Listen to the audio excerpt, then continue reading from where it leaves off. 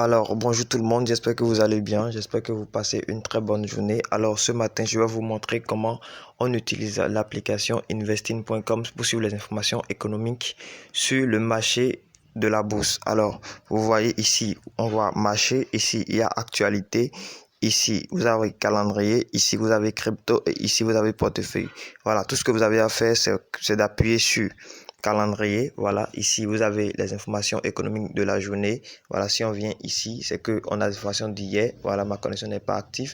Voilà, bon, aujourd'hui, c'est ce qui va se passer aujourd'hui. Demain, on n'a pas encore d'informations sur demain.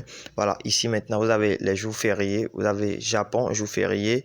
Vous avez ici 7h30 AUD, indice AUD, investing.com. Voilà, donc voilà les informations économiques de la journée. Voilà, tout ça finit à quelle heure? À 22h45 sur NZD. Voilà, dépenses par carte, vente au détail mensuel. Voilà, donc là vous avez les informations économiques de la journée. Donc tout ce que vous avez à faire, c'est de voir les informations économiques qui ont des taureaux à trois têtes. Voilà, si les informations économiques qui ont des taureaux à trois têtes sont les informations économiques qui impactent plus le marché. Donc, et vous voyez, vous allez aussi voir les informations économiques qui ont des taureaux à deux têtes. Voilà, les informations économiques qui ont des taureaux à une seule tête n'influencent pas tellement le marché. Comme ici, par exemple, vous avez 8h30 le CHF et IPC annuel. Voilà, cette information-là, par exemple, ne va pas trop influencer le marché. Voilà, donc vous avez l'information sur l'euro, vous avez l'information sur le GBP, voilà, ainsi de suite, 10h30, ainsi de suite.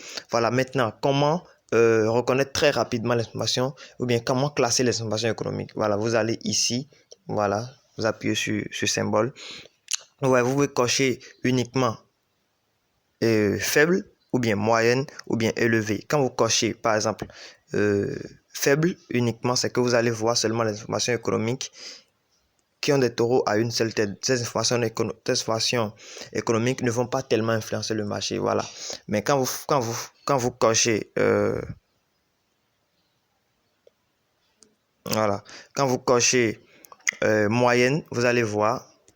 Quand vous cochez moyenne et élevé, c'est que vous allez voir les informations économiques qui vont un peu impacter le marché et qui vont aussi plus impacter le marché. Comme je vous l'ai dit, les informations économiques de taureaux à deux têtes et de taureaux à trois têtes influencent plus le marché que l'information économique de taureaux à une seule tête. Maintenant, vous pouvez aussi choisir également de cocher uniquement les informations économiques qui ont des taureaux à trois têtes uniquement. Voilà, comme ici par exemple, nous avons le GBP, les informations économiques sur le GBP, ça veut dire que le GBP va subir des pressions aujourd'hui à 10h30. Donc voilà, donc nous sommes déjà à 10h52, donc l'événement économique a déjà commencé sur le marché. Alors, maintenant, quels conseils je peux vous donner très rapidement, c'est quoi? C'est qu'il faut entrer sur le marché quand vous voyez des informations économiques comme ça, des taureaux à trois têtes et que vous ne voulez pas subir ces informations économiques sur le marché. C'est très simple.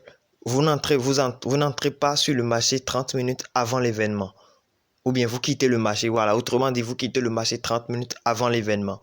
Et vous entrez sur le marché 30 minutes après l'événement économique. Donc, c'est tout. Voilà comment on regarde l'information économique sur l'application investing.com. Voilà, merci beaucoup et à très vite. Vous êtes sur Trading Time. Merci.